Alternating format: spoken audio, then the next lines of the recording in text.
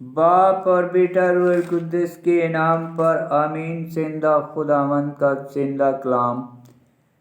تکوین کی کتاب اس کا 39 باب۔ یوسف پر جھوٹا الزام۔ اور یوسف مصر میں لایا گیا، اور پوتفرہ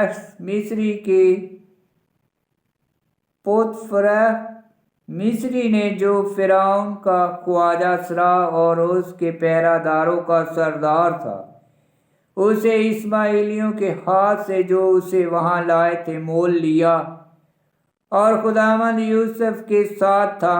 پس وہ اقبال مند ہوا اور اپنے مصری آقا کے گھر رہا کرتا تھا، اور اس کے آقا نے دیکھا کہ خداوند اس کے ساتھ ہے، اور کہ خداوند اس کے سب کاموں میں اسے کامیاب کرتا ہے۔ پس یوسف نے اس کی نظر میں مقبولیت پائی اور اس کی خدمت کرتا رہا، اور اس نے اسے اپنے گھر کا مختار ٹھہرا کر سب کچھ جو اس کا تھا اس کے ہاتھ میں سونپ دیا۔ اور یوں ہوا کہ جس وقت سے اس نے اسے گھر پر اور اپنی سب چیزوں پر مختار کیا، خداوند نے اس مصری کے گھر پر یوسف کے سبب سے برکت بخشی، اور اس کی سب چیزوں میں جو گھر میں اور کھیت میں تھی خداوند کی برکت ہوئی، اور اس نے اپنا سب کچھ یوسف کے ہاتھ میں سونپ دیا، اور روٹی کھانے کے سوا اسے کسی چیز کی خبر نہ تھی۔ اور یوسف خوبصورت اور حسین طلایت تھا۔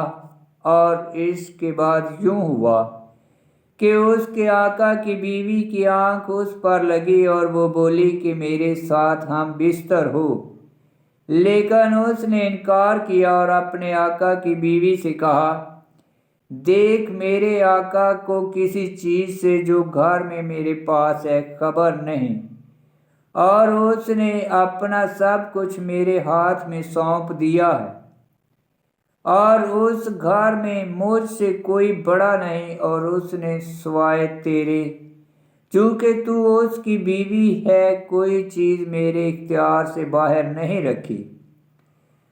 تو ایسی بڑی بدی اور خدا کا گناہ میں کیوں کروں؟ اور گو وہ اس کی روز بروز یہی کہتی تھی، مگر اس نے نہ مانا کہ اس کے ساتھ سوئے تاکہ اس سے زنا کرے۔ اتفاق سے ایک دن ایسا ہوا کہ وہ اپنے کام کے لیے گھر میں آیا، اور گھر کے لوگوں میں سے وہاں کوئی نہ تھا۔ تب اس نے اس کا دامن پکڑ کے کہا کہ میرے ساتھ ہم بستر ہو۔ وہ اپنا جبہ اس کے ہاتھ میں چھوڑ کر باہر کو بھاگ گیا۔ جب اس نے دیکھا کہ وہ اپنا جبہ میرے ہاتھ میں چھوڑ کر بھاگ گیا، تو اس نے اپنے گھر کے لوگوں کو چلا کر بلایا اور کہا، دیکھو، وہ کیسے عبرانی کو ہمارے پاس لایا کہ وہ ہم سے کھیل کرے، اور اندر آیا کہ میرے ساتھ ہم بستر ہو۔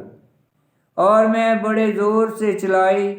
جب اس نے سنا کہ میں نے آواز بلند کی اور چلائی، تو وہ اپنا جبہ میرے ہاتھ میں چھوڑ کر بھاگ گیا۔ لہذا اس نے اس کا جبہ اپنے پاس رکھا جب تک کہ اس کا آقا گھر میں نہ آیا۔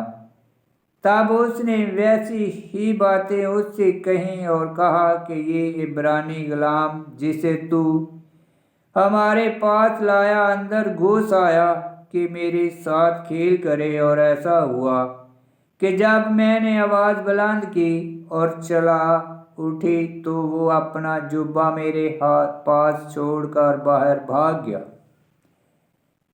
جب اس کے آقا نے یہ باتیں جو اس کی بیوی نے کہیں کہ تیرے غلام نے مجھ سے یوں کیا سنی، تو اس کا غضب بھڑکا، اور یوسف کے آقا نے اسے پکڑوایا اور اسے بادشاہ کے قیدیوں کے ساتھ قید خانہ میں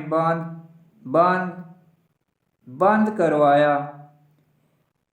پس وہ قید خانہ میں رہا، لیکن خداوند یوسف کے ساتھ تھا۔ اس نے اس پر رحم کیا اور قید خانہ کے داروغہ کو اس پر مہربان کیا، اور قید خانہ کے داروغہ نے سب قیدیوں کو جو قید میں تھے یوسف کے ہاتھ میں سونپا، اور جو کام وہاں کیا جاتا تھا اس کا وہ مختار ہوا، اور قید خانہ کا داروغہ کسی کام کو جو اس کے ہاتھ میں تھا نہ دیکھتا تھا، اس لیے کہ خداوند اس کے ساتھ تھا، اور جو کام وہ کرتا خداوند اسے کامیابی بخشتا تھا۔